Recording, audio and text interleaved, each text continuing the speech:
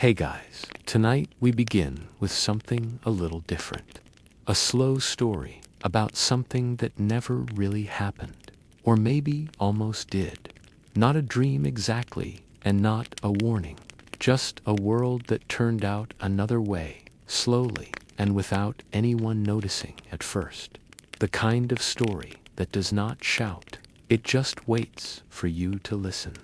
Before we start, if stories like this help you fall asleep, long, strange ones, that drift through quiet changes and soft unravelings, take a moment to subscribe and leave a like. It helps more than you think. It started in a time not so different from now. A time when the world looked the same on the outside.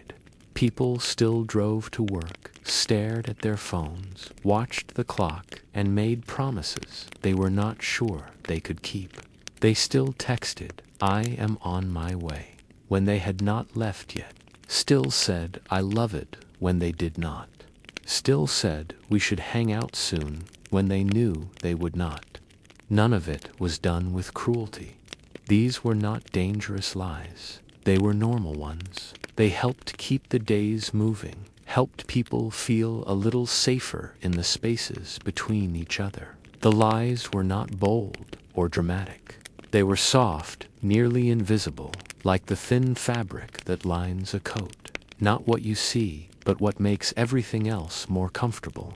People lied all the time. That was just how the world worked. A mother told her son his drawing was the best thing she had ever seen. A friend said, "You are not annoying, I promise," even though they were tired. A boss said this feedback is not personal, even when it was. No one questioned it because it was understood. Lying in small ways was a form of care.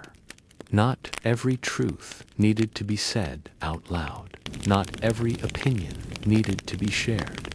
In most places, lying was not just tolerated, it was encouraged. A kind of shared language that let people live together without constantly hurting one another.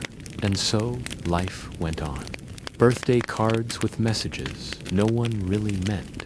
Emails full of enthusiasm no one really felt.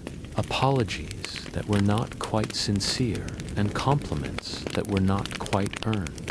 It was the kind of lying that did not feel like lying, just part of being polite, part of being human. Then, quietly, something changed. It did not start with a bang or a declaration or anything that would stand out in the news. It began in a single moment between two people in a small, fluorescent-lit office. A woman named Clara was finishing her shift at a health insurance company when her supervisor walked by and asked if she could stay late to help finish a report. Normally, Clara would have smiled and said, sure, that was what she always did. She did not want to, but that was not the point. The point was to be agreeable, professional, flexible, the kind of worker people liked. But this time, something in her shifted, not her thoughts. Those were the same. She still wanted to say yes, still wanted to seem helpful. But when she opened her mouth, the words did not come out. At least, not the ones she meant to say. Instead, she said, "I do not want to. I am tired. I have been tired all week, and I think someone else should do it." The words came out smooth and steady. No anger, no hesitation, just the truth. Her manager blinked. He was not angry, just surprised. There was a short silence. Then he said, "All right," and walked away. Clara sat at her desk for a while afterward, not sure what had just happened. She had not planned to be honest. In fact, she had intended to lie. Just a little, the way she always had. But something inside her had blocked the words before they could leave her mouth. And the words that did come out were true. At first, Clara thought it was just her. Maybe she was more tired than she realized. Maybe she had hit some internal limit. But the next morning, a coworker confessed that they had not read the updated protocol. even though they had already signed off on it. And they looked confused about it too, like they did not understand why they had said it out loud. Over the next few days, things kept happening like that. Small moments. A woman at a cafe said she did not like the new seasonal drink, even though she had ordered it 3 times.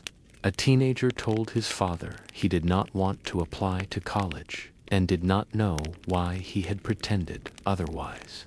A man turned to his friend and said, "I do not really enjoy these dinners anymore." He said it without meanness, without cruelty, just clearly because it was true. At first, people chalked it up to something in the air. Burnout, maybe. A shift in culture. Some new movement. People were always naming trends. Honesty, culture, they called it. Truth flew. The honesty wave. But it was not a trend. It did not fade. And it did not stay isolated. Over the next few weeks, more people noticed that they could no longer lie. They still tried. Someone would begin a sentence, like "I am doing great," only to pause halfway through and say, "No, I am not." It was not that they wanted to tell the truth. Many of them did not. But when they reached for something that was not true, it was like the sentence fell apart in their mouths. Their tone would catch, their thoughts would skip, and only the truth, or silence, remained. No one knew what caused it. It did not seem to be an illness. It did not spread through touch or air. It was not tied to language or region or age. It just happened. Slowly, then widely. Not everyone changed at once, but the pattern became impossible to ignore. Within a month, nearly everyone everywhere had started to lose their ability to lie. And not just the big lies, not just fraud or betrayal or crime. Even the tiniest, softest, most necessary ones were gone. You could say only what you truly believed to be true. And if you did not believe it, your body would not let you speak it. At first, some people found comfort in it. No more pretending, no more guessing. People told the truth in meetings at the dinner table over text. You knew where you stood. If someone liked you, they said so. If they did not, they did not pretend. If someone made a mistake, they admitted it. Arguments got shorter. Apologies got more precise. Decisions became faster. But then came the silences. You began to notice how much of life had depended on small, gentle lies. How much of love was made of soft encouragements and half-kept promises. How much of friendship rested on pretending we were not bothered, were not bored, were not hurt. Without lies, some people stopped talking as much, not out of spite, just because they did not know what to say anymore. Or they did not want to say what was true. A simple question like, "Do you like your job?" or "Are you happy with me?" became heavy. Because now you could not soften your answer. You either told the truth or you said nothing. And when someone said nothing, that became its own kind of answer. Relationships started to shift. Couples who had been together for years began hearing things they had never heard before. Not confessions, just truths that had always been softened. I feel lonely with you. I miss who you used to be. I wish I had chosen differently. Sometimes those truths were met with relief. Sometimes they ended things, not with yelling, just with a long, quiet look and a nod. In the workplace, the change was more subtle. People still did their jobs, still showed up, but ambition became harder to fake. You could not say you cared when you did not, could not pretend to be excited, could not exaggerate your goals or minimize your failures. Leaders struggled to motivate teams because the usual tools, optimism, encouragement, spin, no longer worked. People did not lie to themselves anymore either. They knew when they were burned out, they said so. They knew when their work did not matter to them, and they said that too. And yet the world did not fall apart, not right away. People adapted the way they always do. They spoke more slowly. They paused before answering questions. They asked fewer of them. Invitations became more selective. Friendships became fewer but clearer. You knew who wanted to be around you and who did not. Not because they told you, but because they showed up or they did not. They spoke or they stayed quiet. No one knew where it would lead. Some believed it was a kind of evolution, a stripping away of the masks we wore for too long. Others saw it as a loss, not of morality, but of something more human. The small, careful ways we use to protect each other. The ways we used words not to express truth, but to soften it. And in that first phase, no one was sure what to feel. Was this better? Was this worse? Or was it just different? That is where we will stay for now. At the beginning of a world where truth became the only language and silence became the only way to hide. It did not happen all at once, but it happened quickly enough that people started changing their habits before they understood why. In the early weeks after the truth took hold, after the last white lies faded from conversations, and the old ways of softening speech had quietly collapsed, something began to shift in how people moved through the world. It was not panic. There was no collapse, just an unspoken understanding that things could not be done the same way anymore. You could not talk like you used to. You could not speak to be polite. You could only speak when it was real. So people adjusted. At first awkwardly, they became more cautious. They spent longer thinking before opening their mouths. Conversations slowed. In cafes and classrooms and sidewalks and kitchens, pauses grew longer, not silent, just measured. No one wanted to say something they could not pull back. And now there were no cushions, no polite covers for disappointment, no small assurances to make a rough moment easier. It made even simple phrases, "You look nice today," or "That is interesting," feel fragile. You had to mean them, otherwise nothing came out.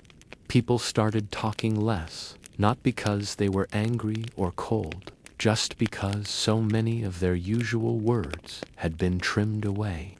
At parties, where once there had been noise and laughter and the constant hum of surface-level connection, there was now a gentler kind of gathering. Groups of people sat together and waited for someone to say something they really meant. If no one did, they simply sat. There was less pressure to perform, but also less ease. You could not pretend to enjoy a conversation. You could not nod along if you did not care. So you either meant it or you said nothing. And sometimes that meant you said nothing at all. Families changed next.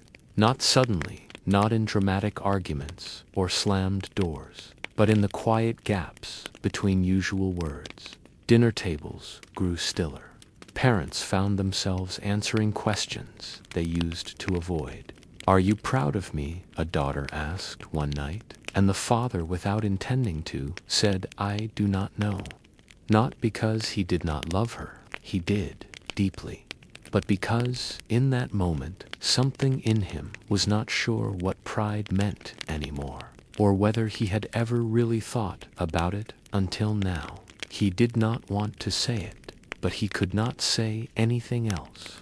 And children, the ones who used to say what they thought, then learned to pull back as they got older, did not pull back anymore. They said what was real.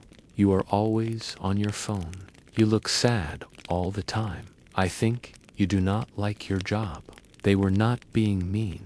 They were just telling the truth. And their parents, who once would have corrected them or smiled and changed the subject, found that they could not argue because the words were true.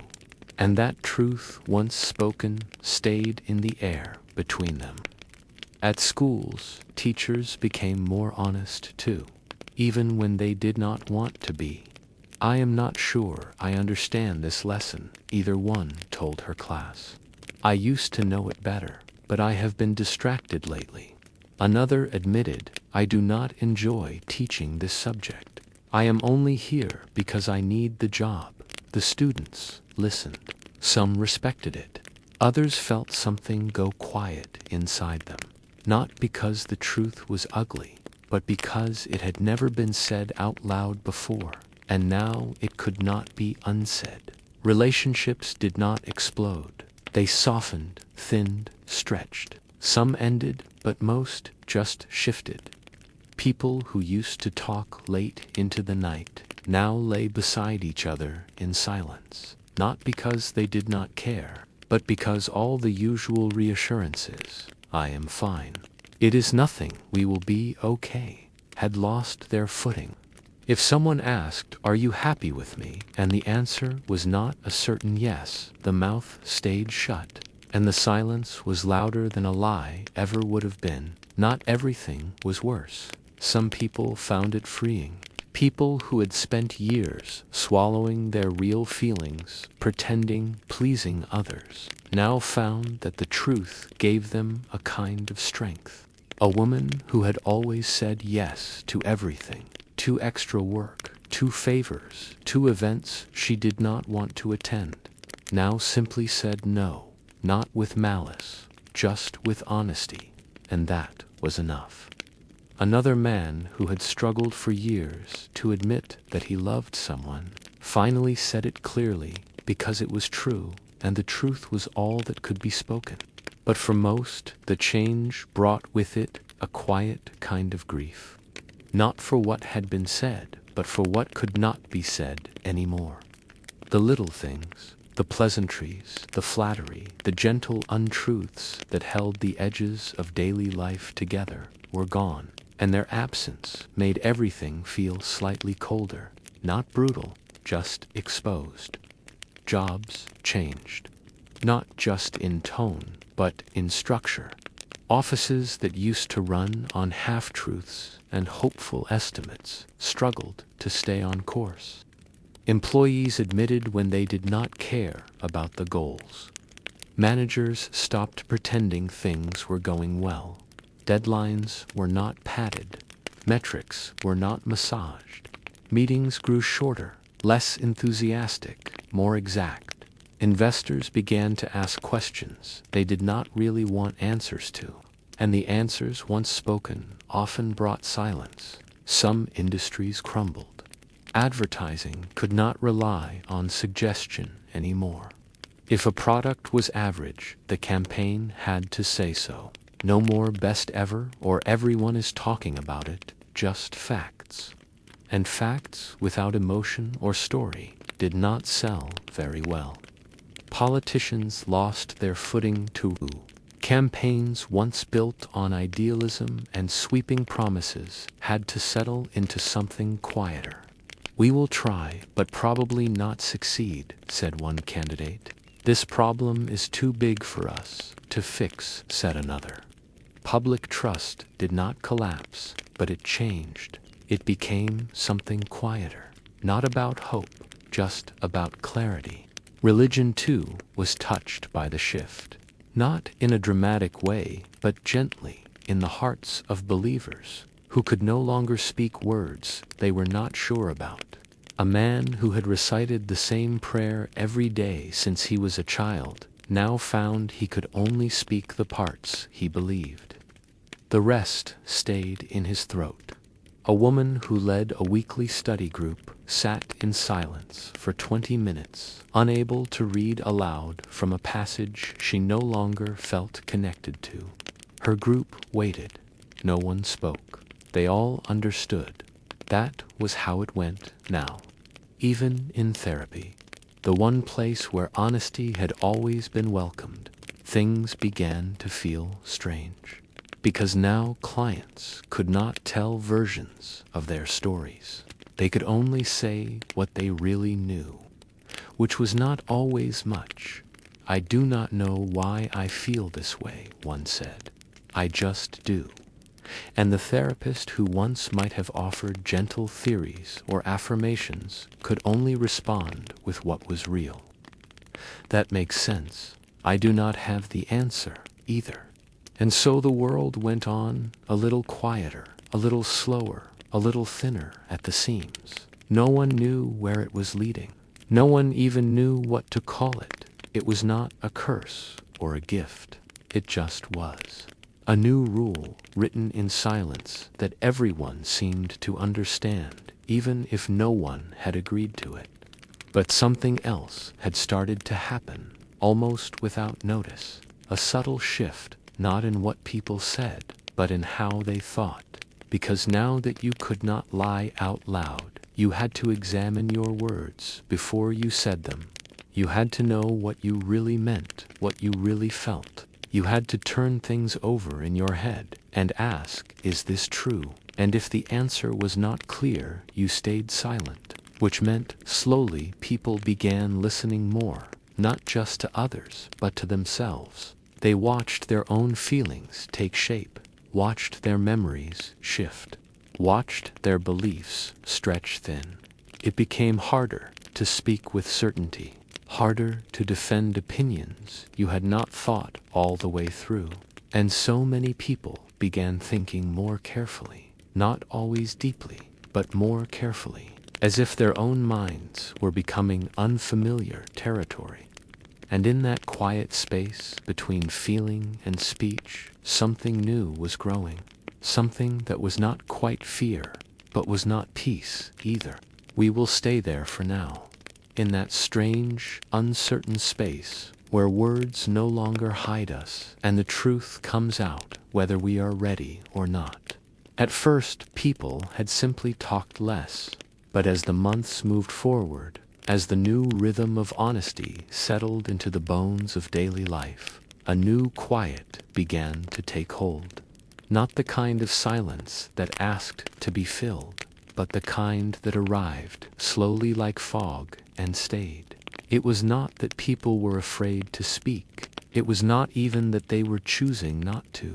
It was more like they were forgetting how to want to, because now every word had weight. Every sentence had to be carried with care, placed gently into the air like glass. There was no safety net, no bending the truth, no covering over small things for comfort.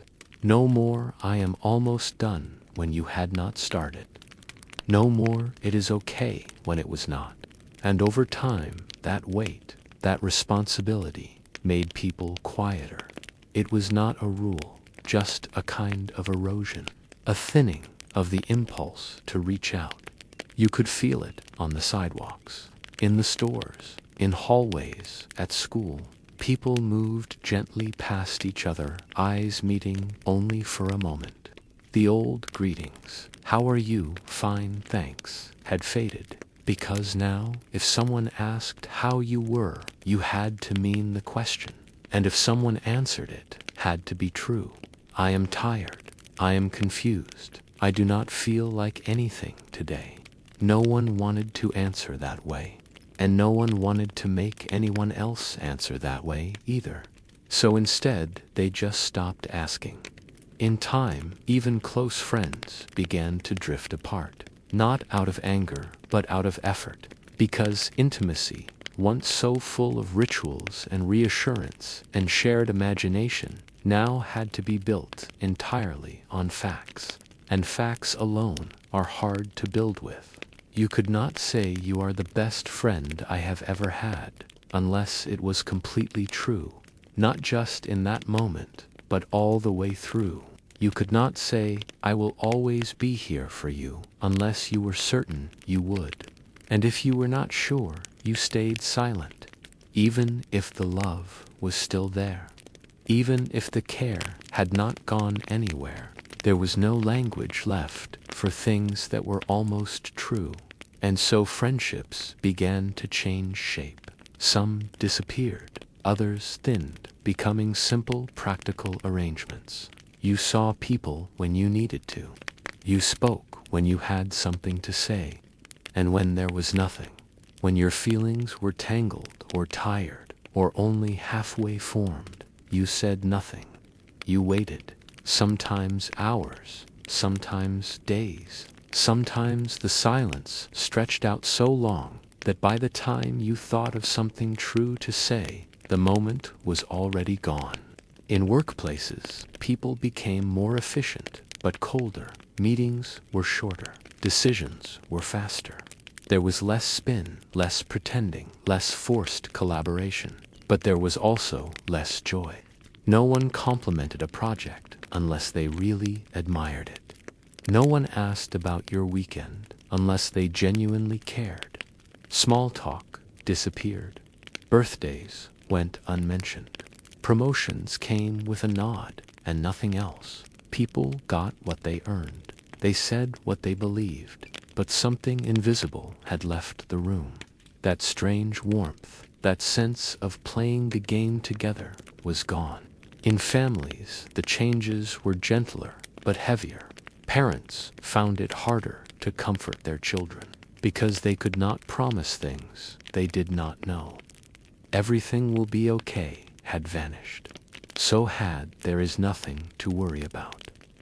In its place were softer truths. We are figuring it out. I hope things get better. I do not know what will happen, but I am here right now. And those words mattered. They did.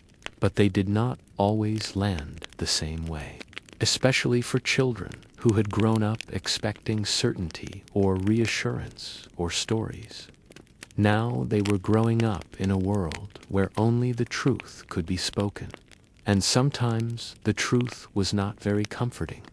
One boy, maybe 9 years old, asked his mother if the world was getting worse. She wanted to tell him no. She wanted to say, "You will be fine." But instead, the words that came out were slower. Some things are getting worse. Some are getting better. It is hard to tell which is which sometimes. The boy nodded, not unhappily, but not comforted either. And they sat in silence for a long time after that, looking out the window at the gray sky. Romantic relationships, too, had changed. Not ended exactly, just bent in new directions. You could still love someone. You could still build a life with them. But the ways you showed it had to be rewritten. No more flattery. No more exaggerated promises. You could not say you are everything to me unless they truly were. You could not say I will never leave you unless you knew for certain. So people learned to speak in smaller ways. I like waking up next to you. I feel calm when you are near. I am not sure where we are going, but I want to keep walking with you. Those truths were real. They mattered. But they felt different than the old ways. Less grand, less sweeping, more fragile, like leaves instead of trees. And for some, that was enough. For others, it was not. Because there is something about grand words, even when they are not fully true, that can make you feel held. And now, with those words gone, people were holding each other differently, less tightly, more cautiously, as if afraid the truth might slip between their fingers if they gripped too hard. And then there was the matter of silence itself. As the world grew quieter, people began to wonder about those who never spoke. There were some, more and more, it seemed, who went entire days without saying anything at all. Not out of anger, not out of sadness, just nothing to say. They lived their lives, went to work, took walks, read books, but they had stopped reaching out because every time they tried, they found the words did not come, or came in ways that felt too sharp, too incomplete, too uncertain to say out loud. So they stayed quiet. And after a while, that quiet did not feel strange anymore. It just felt normal. People began to write more. Not publicly, just for themselves. Journals became a kind of private language, a space where they could explore feelings that were too blurry or contradictory to speak aloud. Because on the page they could say things they did not fully understand. They could wonder, they could hope, they could be unsure.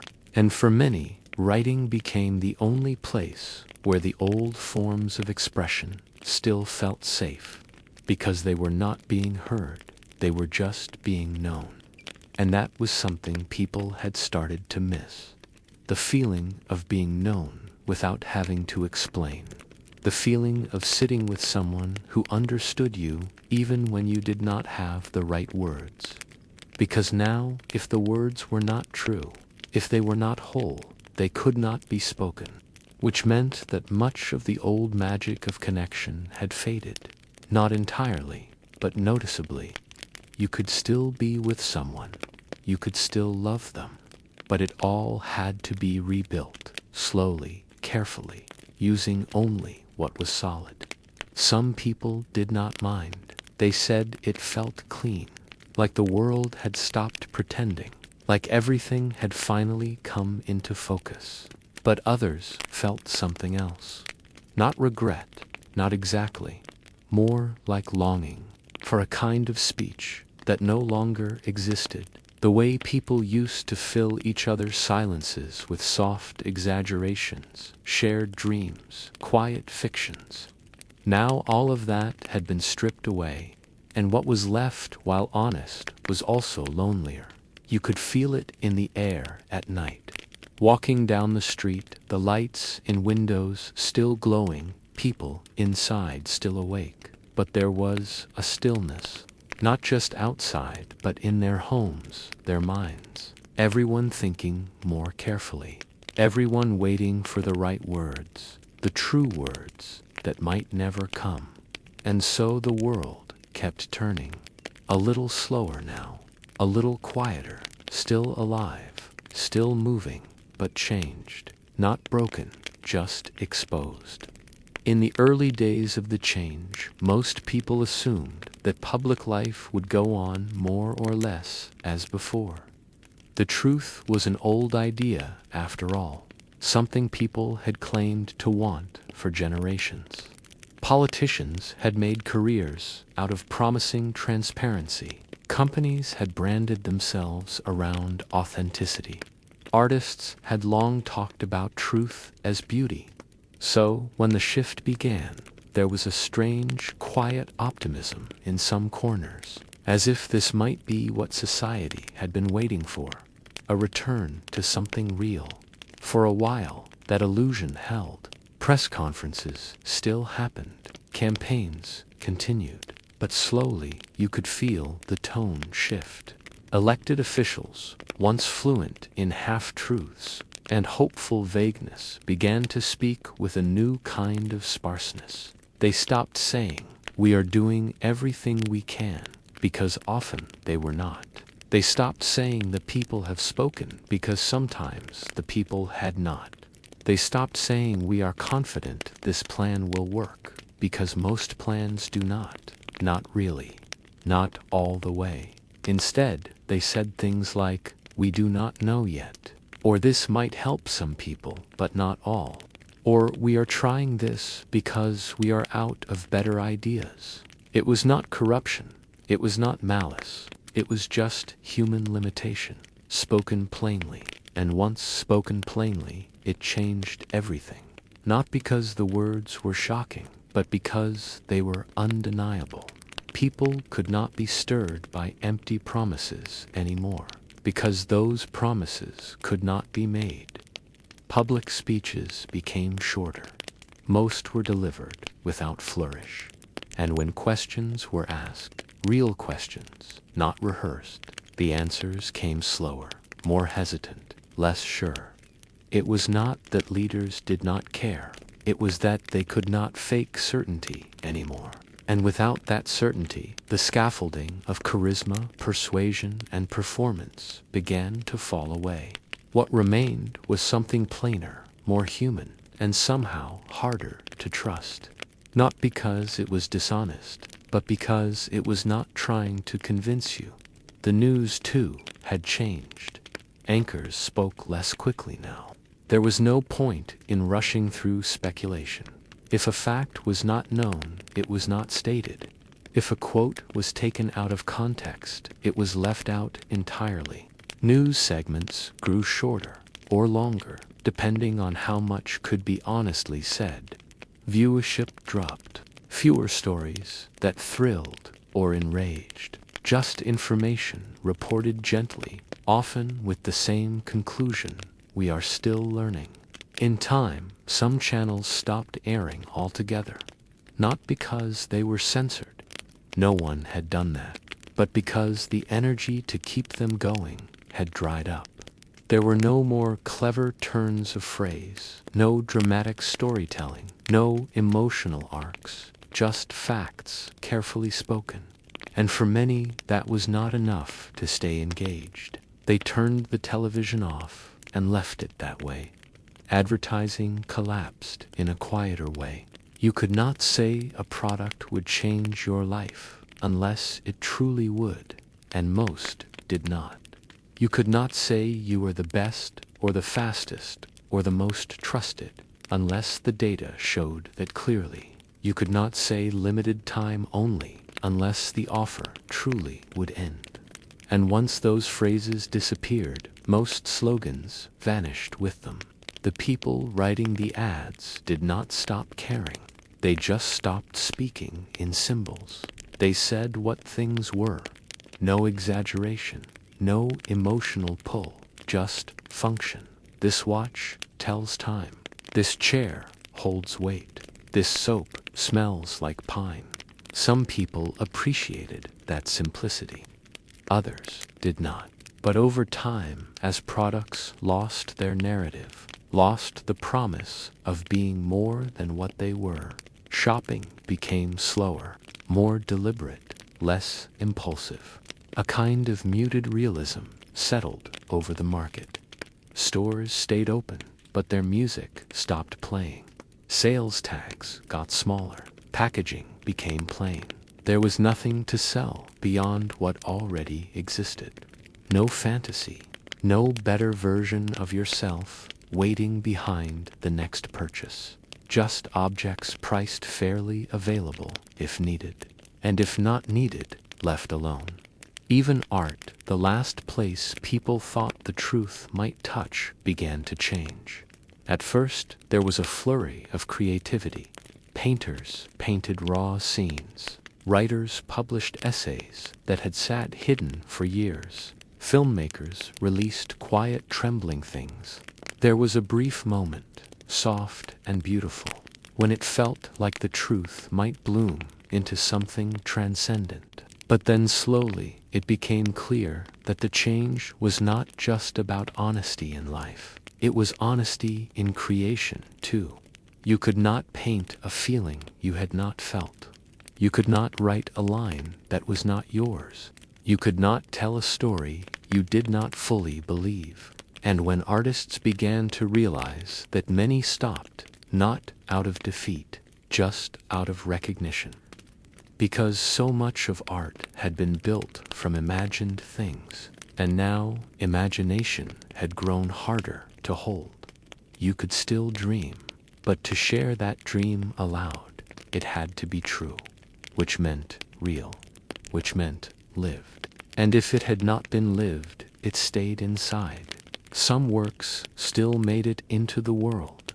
Small, personal pieces, honest, uneven, quiet, a song about a single moment, a sketch of someone you missed, a poem with no clear meaning, but no falsehood either. And for those who listened, really listened, there was something achingly beautiful in that. But the scale was smaller. The reach was shorter. And slowly, the public appetite for spectacle began to vanish.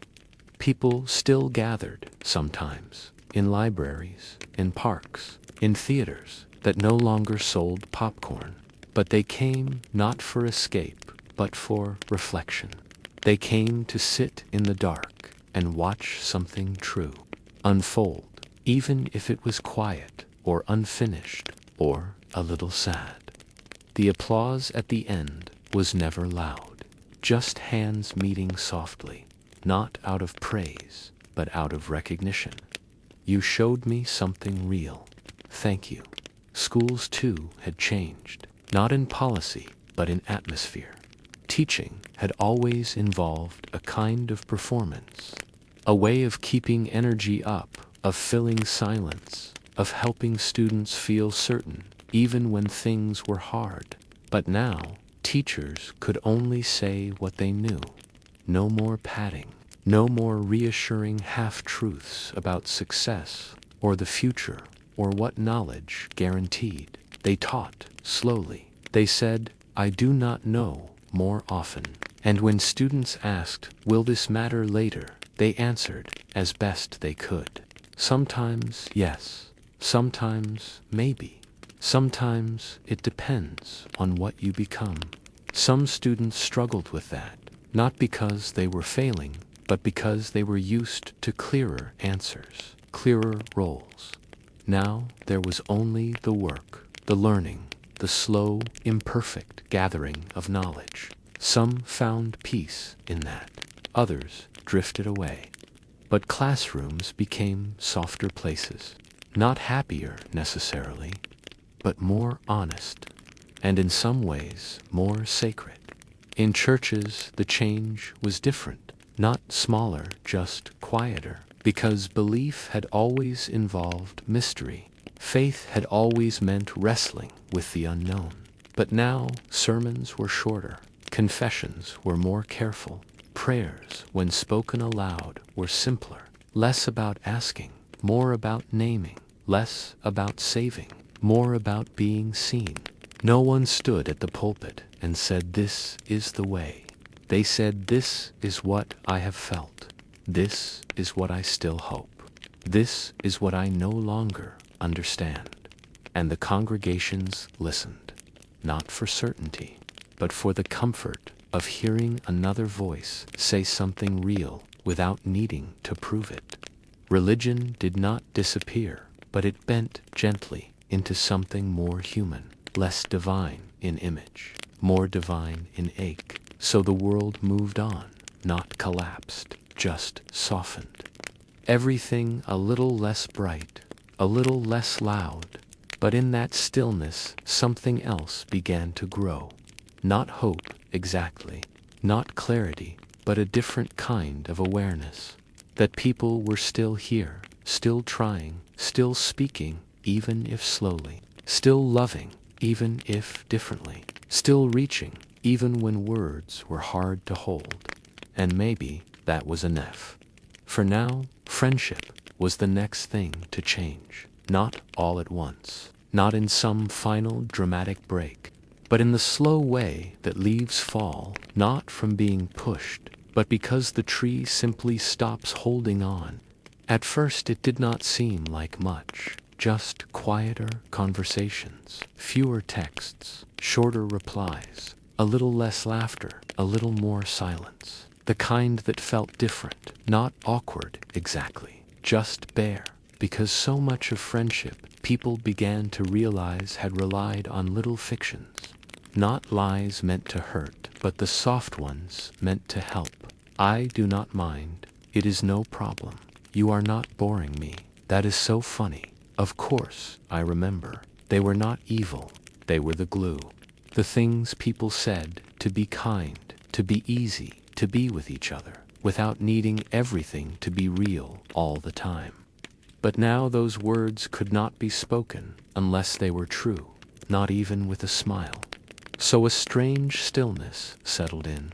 Two people sitting across from each other, both wondering what could be said, wanting connection but no longer able to pad it. The games were gone, the guesses, the gentle pretending that someone's story was more interesting than it was, or that the night had been more fun, or that you had really been meaning to reach out.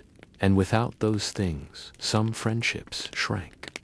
Not from anger, just from honesty. Because some bonds, it turned out, had been built more on habit than love, more on rhythm than truth. And once the rhythm broke, there was not always enough underneath to keep going. Others, though, a few, got stronger, not quickly, not easily, but steadily. Because once two people made it through the silence, once they learned to speak, again without the old cushions, what was left felt heavier, but also more real. The conversations did not happen often, and they were not full of laughter, but they were full of truth. The kind that did not try to impress or entertain. The kind that said, "I was thinking of you yesterday," without needing a reason. Or, "I do not know how to say this, but I want to stay close to you." Or just, "I am tired, but I still want to be here." And those friendships, small, quiet, and few, began to take on new meaning, not the meaning of constant presence or endless joy, but the meaning of being witnessed, of being known fully, even when there was nothing to perform. People began to visit each other, not to fill time, but to share it, to sit together in unspoken understanding, to let their truths live in the same room, even if the words never quite found shape.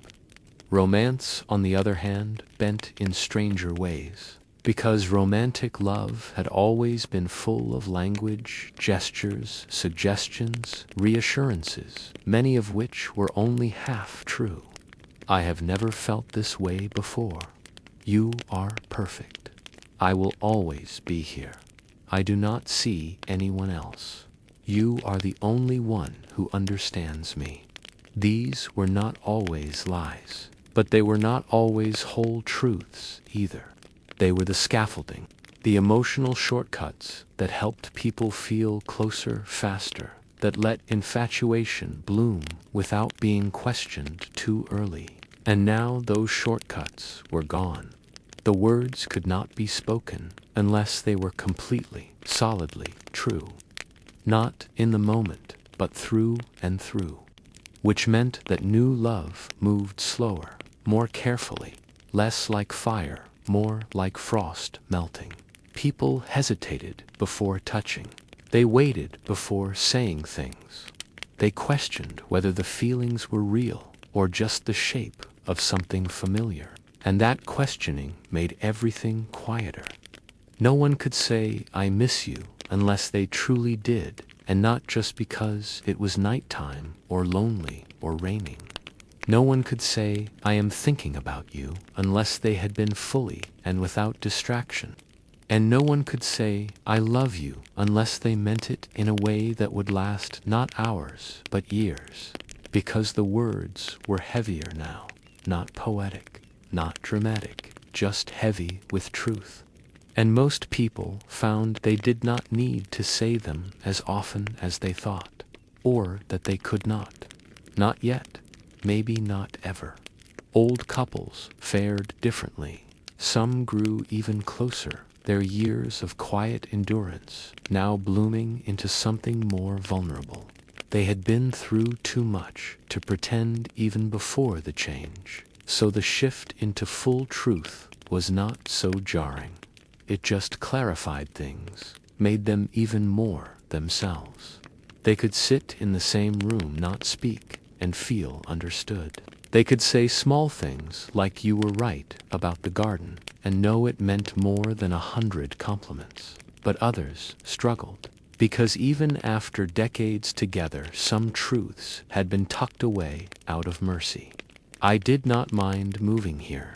Your mother was never that bad. I do not regret anything." These were not cruel lies. They were soft corners, sacrifices made to protect what they had built. And now those sacrifices could not stay hidden, not in words, not even in silence. So some couples drifted not into hate, but into distance, into separate routines, into parallel quiets, still loyal, still present, but no longer speaking in the language of gentleness, just the language of fact. For those who were single, something else took root, not loneliness exactly, but a new kind of solitude. Because in a world where every word must be true, meeting someone was not just about finding chemistry. It was about knowing yourself first, fully and clearly, before trying to share anything. And most people had not done that work. Not really. Not all the way. So dates became rare. Profiles went blank. Flirting disappeared almost entirely, replaced by questions like, what are you afraid of? What do you miss most? When were you last really yourself? And most people were not ready to answer those things, so they stayed home, walked alone, read books, slowly, sat by windows, not sad, just waiting. Waiting for a truth they could carry, something real enough to say aloud. And maybe that was okay, because solitude had its own kind of honesty. In the absence of small talk and charm, people began to rediscover their own thoughts, their own memories, their own fears. And some found that for the first time in a long time, they could hear themselves again clearly, without noise, without pretending. There were moments, too, when something unexpectedly beautiful would happen. Two strangers would pass on the street and meet eyes. And maybe one would say, I think you look like someone I miss. Or I do not know why, but you seem familiar. Not lines, not attempts, just truth spoken plainly. And sometimes the other would smile. Not because they had a reply, but because they understood what it meant to feel that and say it. And then they would part, without expectation, without exchange, just a moment shared. People still touched each other, though less than before, because touch too had changed. It could no longer be casual, no longer performative. You could not hug someone unless you truly wanted to hold them. You could not kiss unless the desire was unclouded. And so the few times it did happen, it meant more. A hand resting on a shoulder, a thumb brushing a cheek. Not as a routine, not as a step toward something, just as a single truth in motion. And somehow in all that quiet, something delicate began to grow. Not joy exactly, not connection exactly, but something that felt like peace, not constant, but possible. A kind of restfulness in being seen without needing to perform. A kind of freedom in not having to explain or impress, just being as is. The world still moved, days still passed. But in relationships, romantic, platonic, familial, there was now a kind of slowness that had not existed before. A recognition that truth once spoken could not be softened. That affection once expressed had to be real. And that sometimes the most loving thing you could say was nothing at all, not to hide, but to let the silence speak instead. And so people listened more, looked more, waited more, and in that stillness something began to settle. It started in places people did not expect, not in government, not in the news, but in smaller rooms, meeting rooms, staff lounges, school assemblies. Those spaces where language had always been thick with performance, where people learned to say the right thing, not the true thing. At first, the change was almost invisible, just pauses where there used to be automatic answers, just hesitation where there used to be charm.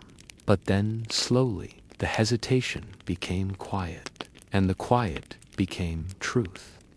Managers stopped saying we are excited about this direction when they were not. Teachers stopped saying you are doing just fine when they knew a student was struggling. Colleagues stopped saying let us circle back when they did not intend to.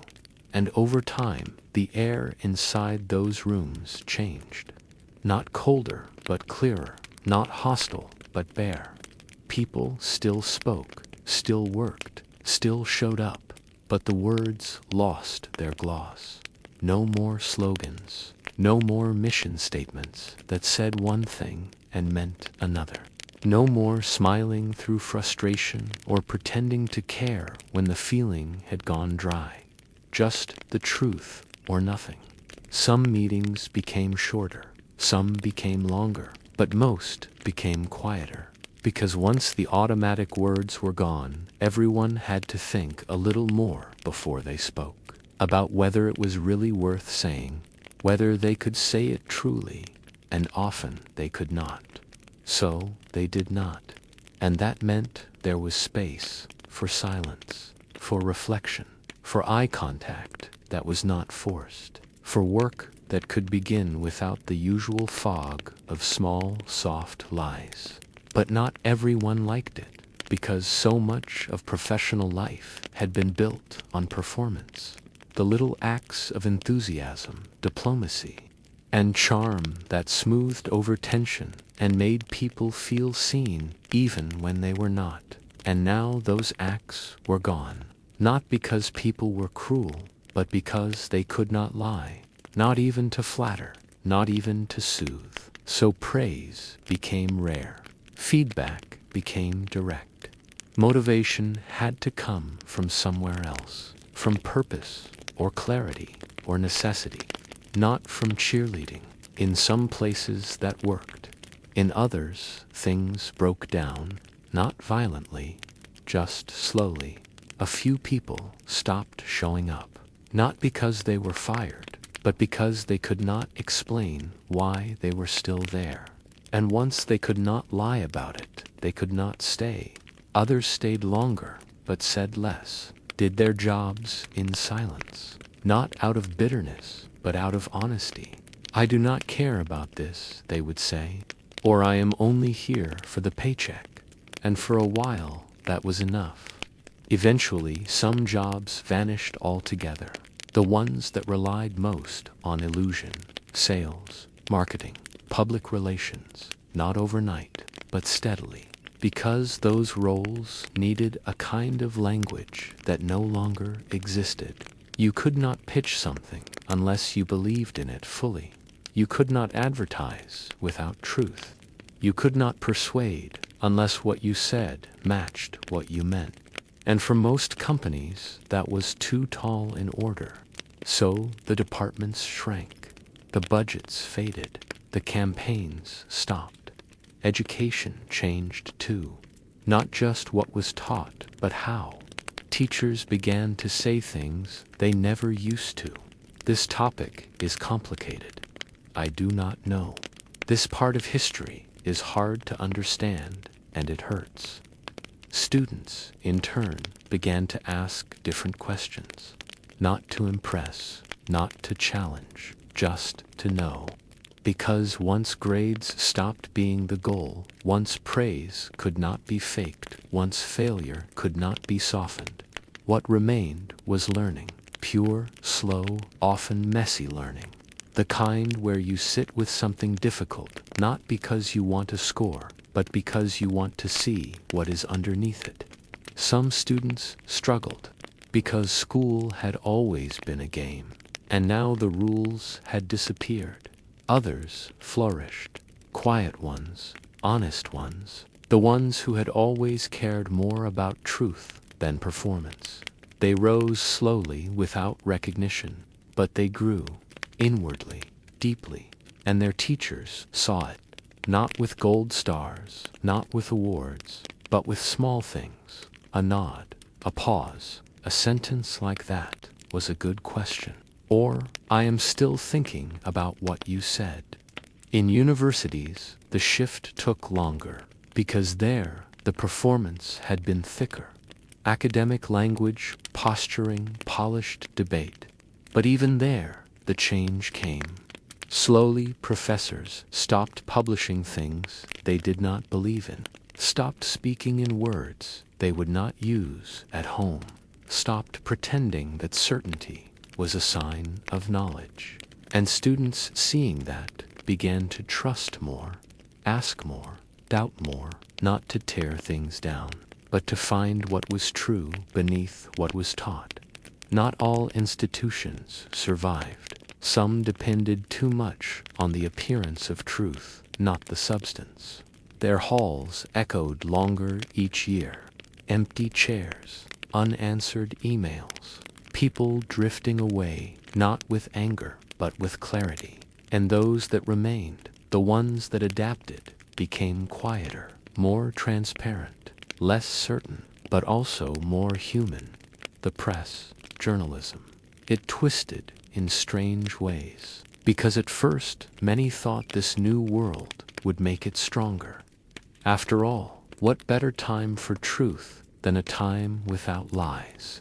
But the opposite happened, because so much of news had always been built on interpretation, on angles, on framing, and once those things could not be bent, once words had to be only true, the headlines lost their edge, the opinions lost their fire.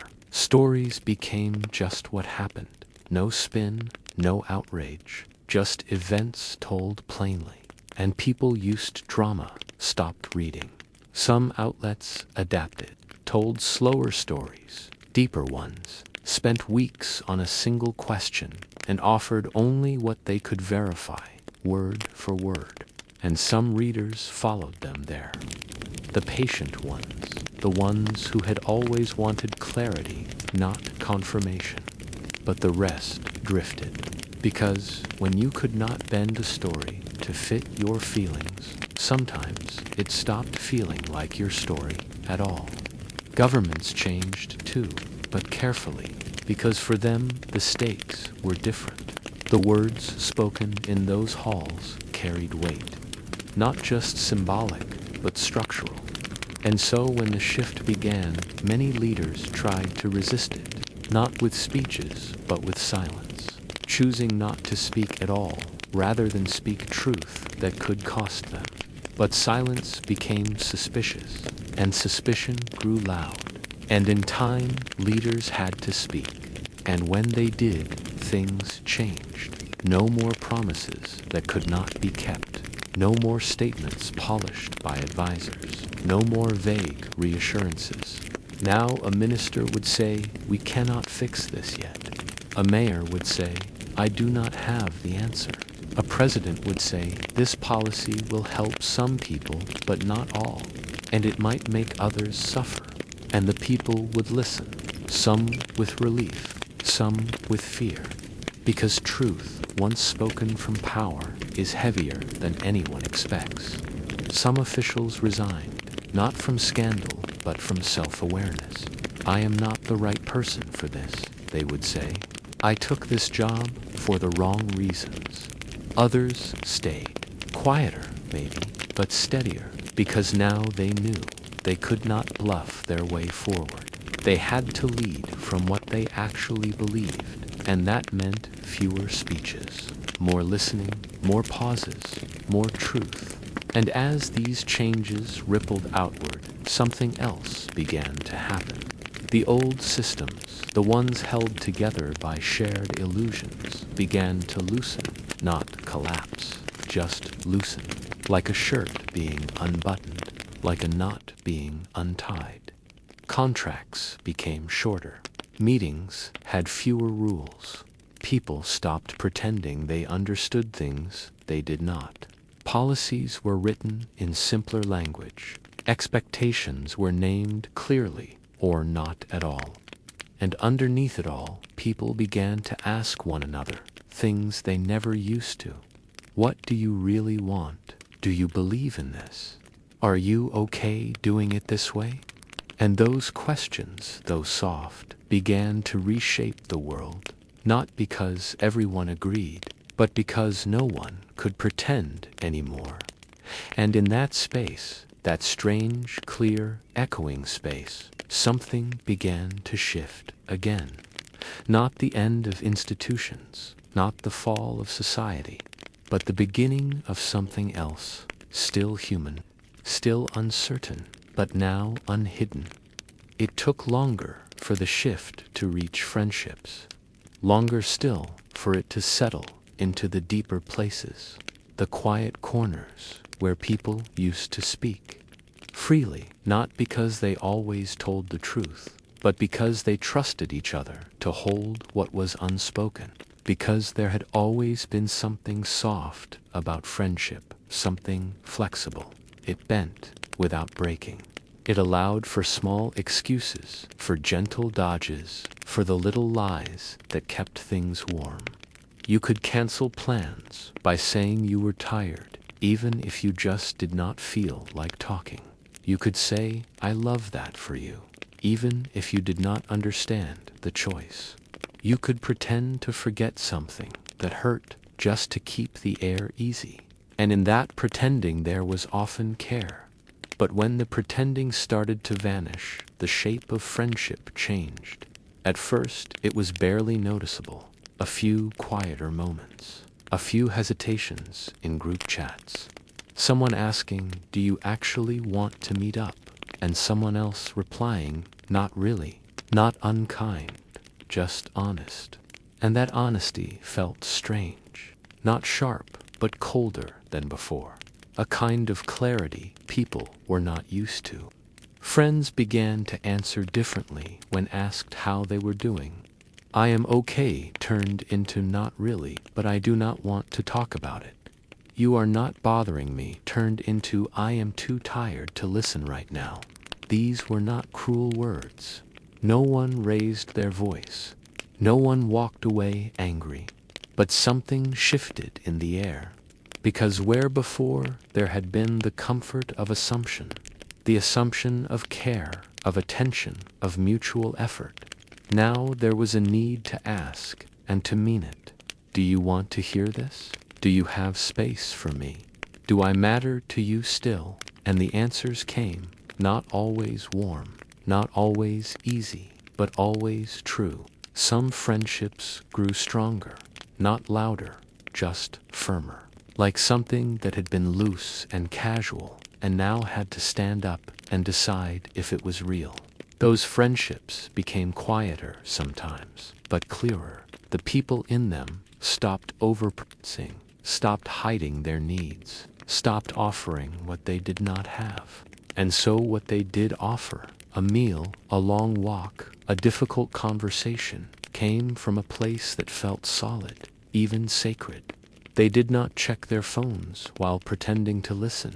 They did not say, "I am fine," when they were not. They did not keep up the illusion that things were always easy, and that made the time they spent together feel different, not perfect, but present. Other friendships faded, not in anger, but in slow understanding. Because when people could no longer pretend to be interested or aligned or available, they began to say it. "We have grown apart. I do not enjoy this the way I used to. I care about you, but I do not know who you are anymore." And once those things were said, it was hard to go back. The calls stopped. The texts came less often. There was no drama, no bitterness, just space where there had once been something held together by small, loving lies. Gatherings changed too. Parties became smaller, conversations quieter. People did not laugh as loudly at jokes they did not find funny. They did not pretend to enjoy a dish just to be polite. They did not compliment someone's outfit unless they meant it. And over time, the rules of social life, those soft, unwritten agreements that kept things smooth, began to wear thin. Not in a way that caused fights, but in a way that made everything feel more exposed. Like walking without a coat. Like sitting in a room where the curtains have been pulled back. Weddings became more solemn. Speeches shorter. Vows more careful. People stopped saying forever unless they truly believed it, and fewer people believed it. Guests did not smile through ceremonies they did not understand. They did not clap for unions that made them uneasy. And so each wedding became not just a celebration, but a question. Why are we here? What do we really wish for these people? What are we pretending not to feel? Birthdays, too, became quieter. No more singing in forced harmony. No more gifts chosen just to have something to hand over. People stopped saying happy birthday just because the date arrived. Instead, they said, I am glad you are still here. Or they said nothing at all.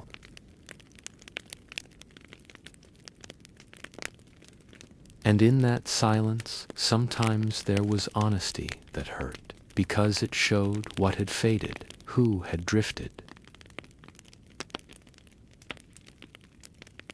which connections had been kept alive only by habit. And now, with habit broken, the truth became clear. Communities began to shift in more subtle ways. Neighborhoods became quieter. People no longer waved out of obligation. They no longer said we should catch up when they did not want to. They did not show up to events out of guilt. They did not bake cookies just because the block party was coming. But when they did show up, when someone actually wanted to contribute or connect or help, it meant something more. You could feel it, that they had chosen to be there, that they had spoken honestly with themselves and still said yes. And though those moments became rarer, they became more real. Religious spaces changed as well. For many, faith had always included a kind of language that danced between truth and hope. Promises, rituals, declarations of belief. But when honesty became unbendable, those words had to be examined. Some people stepped away from religion altogether. I cannot say these prayers, they said, not if I do not believe every word. Others stayed, but with quieter voices, with questions that no longer stayed hidden. They asked their pastors, their rabbis, their imams, do you really believe this? And the leaders, unable to lie, gave the answers they could. Sometimes, yes. Sometimes, no. Often, I do not know anymore. And in that, not knowing, a new kind of faith emerged. Not certainty, but presence. Not performance, but witness. People gathered not always to repeat old words, but to share new truths, even if those truths were unfinished, even if they hurt. Romantic relationships felt the change more than most, because love for many had always come wrapped in words that were not entirely true. Little reassurances, protective silences, small sacrifices made without full confession. Now people had to say what they felt or say nothing. They could not fake affection. They could not pretend desire. They could not offer comfort they did not feel. And so many couples found themselves in a strange new place, sitting across from each other with nothing to hide behind, saying things like, I am not as happy as I used to be, or I love you, but I do not know if I want the same things anymore, or sometimes nothing at all, and letting that silence speak for what had gone missing. Some relationships deepened, not from passion, but from honesty, from the hard work of saying what hurt, what healed, what was wanted, what was no longer enough. These couples stayed together, not because it was easy or expected, but because they chose it again and again without illusion. They said, this is hard, and meant it. They said, I am with you, and meant it. Others drifted apart, not with shouting, but with a quiet that grew larger every week. And when they finally parted, they did not say, we will stay friends, unless they knew it was true. Most did not, and still, through all of this, life went on. People shopped, people ate, people watched the seasons change. The world did not end, but it felt different, slower, like everything had been dusted off, stripped down, turned over. There was less noise and more weight, fewer promises, but more truth. And in that truth, something was both gained and lost. Because while truth was clear, it was not always kind. While it was solid, it was not always warm. And many began to feel that loss. The absence of pretense, the missing rituals, the vanished ease. They missed being told they looked good when they did not. Missed hearing you are doing great when they were barely holding on. Missed the soft blur of life before, where not every feeling had to be named. Not every doubt had to be confessed. They missed being able to pretend, just for a little while, that everything was fine, but pretending was gone. And so the world kept moving, more exposed, more fragile, and yet more real than it had ever been. Workplaces became one of the first places where the new honesty showed its weight. At first, it seemed almost refreshing. No more office politics or empty compliments. Meetings were shorter, agendas clearer. When someone asked, "How is the project coming?" the answer was not great or on track, but something closer to "It is slower than I hoped, and I am worried we will not finish on time." The air felt cleaner, less tangled in the usual layers of things left unsaid. People stopped pretending to enjoy their jobs when they did not. They stopped smiling through exhaustion or frustration. And while that made some days quieter, it also made them heavier. Because with honesty came expectations. Clear, often hard expectations. When a colleague said, "I am overwhelmed," there was no polite brushing it off. Instead, people listened. Or sometimes they did not know how to respond at all. The usual masks that had helped people move through their days. The practiced cheer, the half-hearted jokes, the vague assurances were gone. And in their place was a kind of stillness that was not quite calm, but was not loud either. It was the sound of people figuring out how to be straightforward without breaking something fragile. Sometimes people said less to avoid saying the wrong thing. Sometimes they said nothing at all. The open floor of truth felt like a vast space that was both freeing and lonely. Ambition dimmed in this new world, quietly and without fanfare. The usual ways of talking about success, the small exaggerations, the hopeful half-promises, the self-boosting lies, were no longer possible. You could not say, "I am on track for that promotion," unless it was true. You could not claim enthusiasm for a project if your heart was not in it. And slowly, the hunger that drove people forward softened. People stopped chasing goals that did not feel real. They stopped pretending to want things they no longer desired. The glow of achievement lost some of its shine when it was stripped down to pure truth. And without that glow, the drive to reach further became quieter, not absent, not dead, but gentler, more thoughtful, and sometimes unsure. Some found this easing of ambition to be a relief. It lifted the weight of constant striving, the pressure to always say yes, to always look busy, to always appear successful. People learned to say, "I do not want this," or "I am not ready," without shame. And in those moments, there was peace. A kind of freedom in letting go of the roles they had played for so long.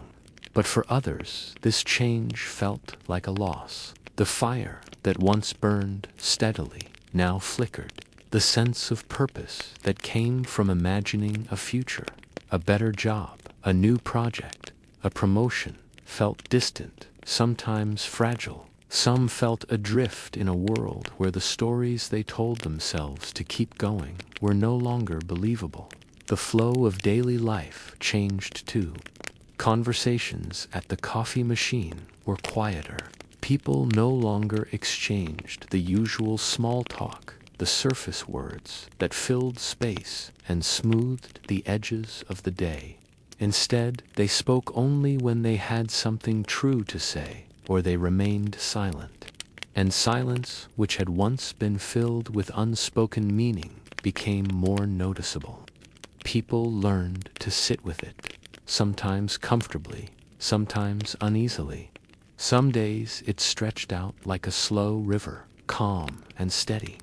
Other days it felt like a wall separating people who had once felt close.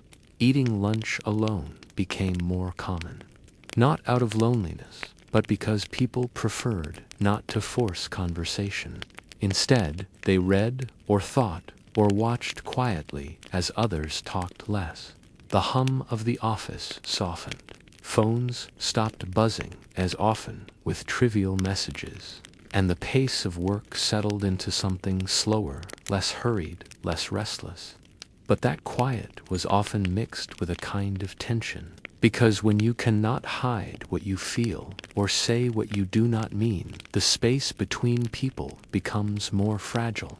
The shift extended beyond offices and shops to every part of daily living. Customer service became more straightforward, sometimes startling in its bluntness. When someone asked, "How are you?" the answer was not the usual "fine, thank you," but "I am tired," or "it has been a hard day." This honesty sometimes left people unsure how to respond. They wanted to be kind, but they did not know how. Politeness became a puzzle to solve without the usual tools. People began to value kindness more than ever, but kindness without the ease of half-truths required more care, more thoughtfulness, more patience. At home, routines shifted in subtle ways. The quiet moments that had once been filled with habitual words like, "How was your day?" or "Did you eat enough?" became opportunities for deeper sharing, or sometimes for silence. Partners learned to wait longer for answers, or to sit without pressure when there was nothing to say. Children, too, found the change confusing. They saw their parents no longer offer the comforting fibs that once smoothed worries. Instead of "You did great," they heard, "You could try again tomorrow," or "That was hard for me to watch." Not cruel words, but honest ones. And honesty from a parent was different, more real, but sometimes harder to hold. Some families found new strength in this openness. They talked about feelings more than ever before. They learned to navigate discomfort with quiet patience. They grew closer through shared truths, even when those truths were difficult. Other families felt the strain of this new reality. The unspoken had once been a balm. Now its absence was a sharp edge. Some members withdrew. Some avoided each other's eyes. Some left the house to find silence elsewhere. And through it all, people carried on. They learned to live without the safety net of white lies. They discovered the weight and the lightness of truth. They learned that honesty was not always simple, that kindness without pretense required courage, that silence could mean many things: agreement, discomfort, love, distance. The world did not fall apart. It bent, it stretched, it changed shape in ways both quiet and deep. And in this slow unfolding life went on not as before, but not less, just different, more bare, more real, and still full of the small, steady hope that comes with living honestly, even when it is hard. Silence began to take on a life of its own. It was no longer simply the absence of speech, but something more complex, an unspoken language that carried weight and meaning heavier than words.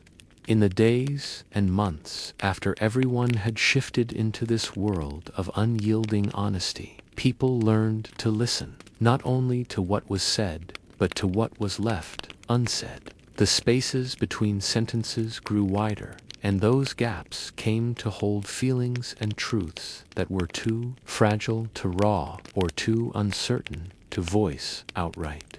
Sometimes silence was a shelter, a quiet place, where people could gather their thoughts without fear of betraying a falsehood. Other times, it was a wall, a distance, a question hanging in the air, unanswered and uneasy. In old conversations before this shift, silence had often been filled by polite noises, soft coughs, gentle hums, nods of agreement. Now those fillers disappeared. People sat with the quiet, their breathing the only sound. And in those moments, they realized how much of human connection had been carried by the words. Left unspoken, the "I am here" that came through shared glances and small gestures rather than speech. The absence of those layers made conversations feel thinner, more fragile, even as they became more truthful. People became careful about when to speak and when to remain silent, aware that both choices carried their own risks. Sometimes in groups, silence stretched long enough to become uncomfortable. No one moved to fill it. No one tried to smooth the edges. Instead, people waited, listened, and watched. In those still spaces, trust was built slowly, without the usual scaffolding of small lies that had once softened the cracks. It was a delicate process. Some learned it well. Others felt adrift, unsure how to connect without the gentle artifice of evasion or white lies. The loneliness of these moments was quiet, but deep, like a fading light that once warmed a room. The meaning of a pause grew richer. A glance held too long might be a question, or a confession, or a plea for understanding. A nod could carry agreement or sorrow. A quiet breath might speak more than 100 words. People began to notice these subtle signals with new attention, learning to read the unsaid with care and patience. And as they did, the way they related to each other shifted again. They were no longer simply speaking beings, but listening ones, trying to hear the whole story, even when it was not spoken aloud. In families, the silence could be especially profound. Without the usual protective fibs, the gaps grew larger and sometimes heavier. Parents sat with children who were too young to say what they felt, or who struggled to find the words for complicated emotions. Children watched their parents with quiet questions in their eyes, learning that sometimes the truth was not in what was spoken, but in what was held in stillness. Family dinners became slower affairs, with moments of silence stretching across the table filled with thoughts and feelings that no one rushed to name. And in that unspoken space, love persisted quietly and without fuss, often felt more deeply for its subtlety. Friendships, too, took on new rhythms shaped by silence. Conversations no longer rushed to fill every moment. Instead, friends learned to share quiet times together, finding comfort in presence rather than words. Sometimes they sat side by side, doing separate things, and still felt connected. Sometimes they walked slowly, letting their thoughts drift without the need to explain them. The absence of constant chatter was strange at first, but gradually it became a new way of being close. Less about talking, more about simply being. And in that being together, even in silence, there was a kind of peace that many had never known. Workplaces also felt the shift. Meetings became not only shorter and clearer, but quieter. People listened more, spoke less. Decisions were made with slower, more deliberate thought. The absence of small talk or office banter left rooms feeling empty in a way that was both peaceful and a little hollow. Yet, in the calm new understandings, emerged unspoken agreements, mutual respect, shared goals that needed no embellishment. People trusted each other differently, relying less on promises and more on observation. The weight of truth made collaboration harder, but also more sincere. Even strangers became part of this quiet transformation. Passersby in the street no longer exchanged casual greetings filled with polite lies. Instead, there was often no greeting, at all. But when people did speak, their words were fewer, slower, and full of meaning. A simple hello might be followed by a genuine question or a moment of shared understanding. The public spaces grew calmer, softer, as if the city itself was learning to breathe more slowly. People watched one another with gentler eyes, aware of the fragile truths that each person carried beneath the surface. In this world, language itself seemed to change.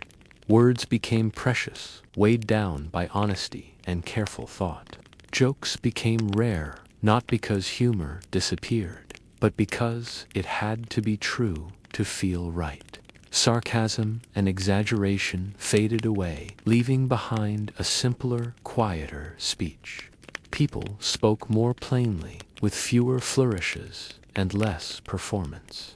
And with that simplicity came a new kind of beauty, a quiet poetry in the plainness of truth, a music in the way people chose their words with care. Yet silence was not always easy to bear. The absence of lies, even the smallest ones, left people exposed in ways they had never imagined. Vulnerability grew heavier, more visible. People struggled with the truth of their own feelings, their fears, their doubts, their disappointments, because now those feelings had no place to hide. Sometimes the weight of honesty made them withdraw, retreat into themselves. Sometimes it made them seek out others with even greater need for connection and understanding. And sometimes it made them wonder if there might be something missing, something lost in a world where words could no longer shield or soften. Still, there was a quiet hope that lingered. In the spaces between truth and silence, in the pauses filled with listening rather than speaking, people found a new way to be together. It was slower, more fragile, sometimes unsure, but it was real. And in that reality, there was a kind of grace, a gentle unfolding of trust, a careful weaving of connection, a soft holding of what it means to be human, imperfect, and exposed. The years slipped by, soft and slow, folding one into the next, like pages turning quietly in a book. What began as a strange new honesty had settled into the fabric of everyday life, and with it came a world both simpler and more complicated than before. The ease of lies, the little half-truths, the gentle evasions, the comforting stories we told one another to soften reality was gone. At first, this absence felt like an open wound, raw and exposed. But over time, people learned to carry it differently. They learned that truth, in its quiet persistence, could become a kind of home, not warm in the way lies could be, but steady and real. The sharp edges of honesty dulled with familiarity. What was once jarring became just the way things were. Conversations took on a slower rhythm, punctuated by thoughtful silences that stretched and folded gently around the people who shared them. There was no rush to fill every moment with words. In fact, many found comfort precisely in those unspoken pauses. They became places where understanding quietly settled, where presence mattered more than explanation. And in this way, relationships deepened, not with grand gestures or sweet reassurances, but in the patient, often wordless acceptance of what was. Families, which once depended so heavily on the delicate dance of unspoken feelings and protective untruths, grew into a new kind of intimacy. Parents no longer hid behind smiles or soft excuses. Children, too, learned that honesty was not always easy to bear, but that it could be met with gentle care. Love became less about the words spoken and more about the spaces shared and unfinished. Sentence, a lingering glance, a hand resting quietly on a shoulder. In these small moments, the weight of truth found balance in tenderness. The world outside the home also changed in subtle but profound ways. Workplaces slowed. Conversations became more deliberate. People listened more carefully than they spoke. Ambition became quieter. It became less about performance and more about meaning. The absence of false praise or empty compliments made appreciation more sincere, though also harder to give. But those who adapted found something precious in this stripped-down world, a clarity that had been buried beneath layers of polite fiction. Collaboration became an act of trust built slowly and carefully, word by word, silence by silence. Even strangers, once bound by social niceties and polite falsehoods, learned to live with a different kind of distance and connection.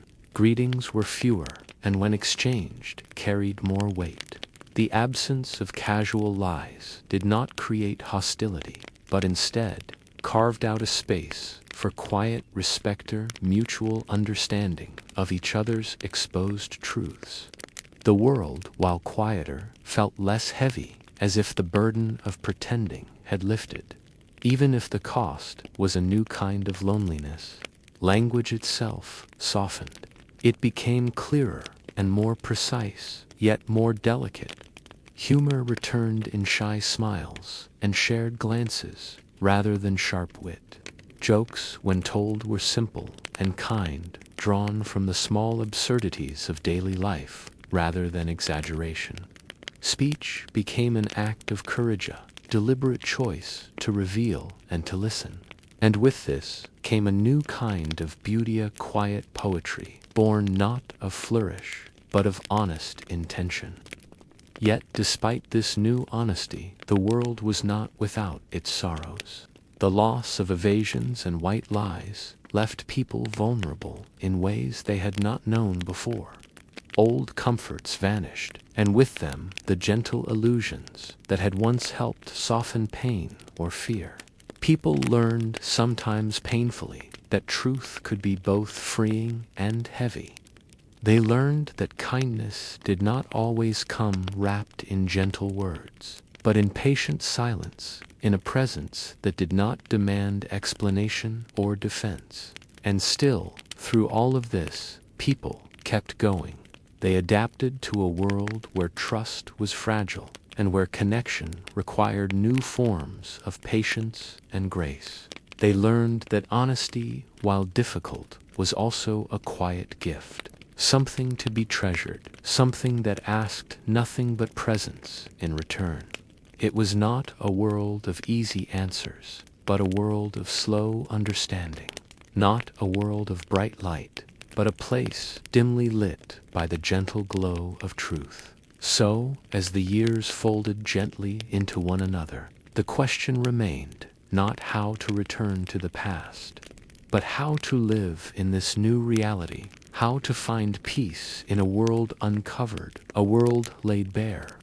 And in that quiet seeking there was a strange hope, not the hope of perfect happiness, but the hope of slow, steady presence, the hope of seeing one another clearly with all the faults and frailties, the silences and spoken words, the hope of being truly known and in knowing truly cared for.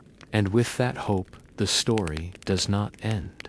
It continues quietly, softly, as we all do, moving forward in the gentle unfolding of time, learning to live with truth, silence, and the fragile beauty of what remains.